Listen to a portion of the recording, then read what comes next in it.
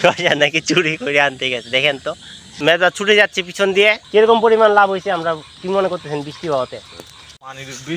তো প্রচুর বৃষ্টি হয়েছে, আমি দেখাই। ধান ক্ষেত সব ডুবাই ফেলছে এদিক দিয়ে।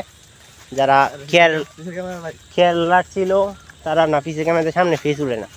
যারা খেয়াল রাখছিল মনে করেন তাদের খেয়াল চলে গেছে।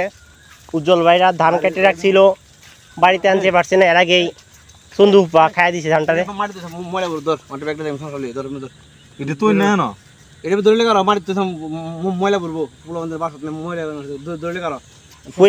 আম দেখুন, তো আমরা পুরো এক সাইকেল ভরে ফেলছি ফলন দিয়ে।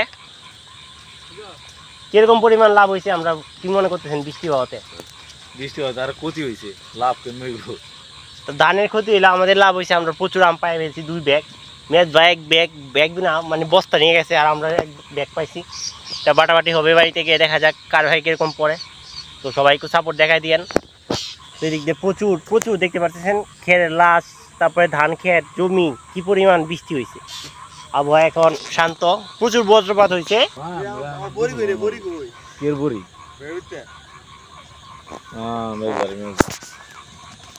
করলে মাথা নষ্ট কাম। মেজা ছুটে যাচ্ছে পিছন দিয়ে। মেজা মনে হয় কিছু ভুলে গেছে। আমি যদি এরকম এরকম ছোট একটা ক্যামেরা এরকম একটা ডিসপ্লে থাকলে আমি বুঝলাম হলে ফেজ উঠতেছে কিনা, তার বুঝার ভাব আছে। কষ্টের দিন চলে আসছে সজিত ভাই। আমরা এখানে নীরবতা কিছুক্ষণ পালন করছি, কারণ আমার এক ভাই গেছে কি জানি ভুলে গেছে। আরেক ভাই গেছে এখানে শশা খেতে, শশা তোলার জন্য। শশা নাকি চুরি করে আনতে গেছে। দেখেন তো আমার নিজের ফুফার খেতে, এরপর চুরি করে বাড়ি থেকে বলে দিব যে আমরা আপনার কাছ থেকে শশা নিয়ে আসছি। এখন বললে নাও দিতে পারে শশা।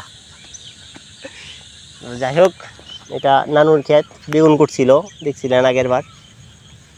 এখন বেগুন করেনি, এবার দেখা যাক কি করে।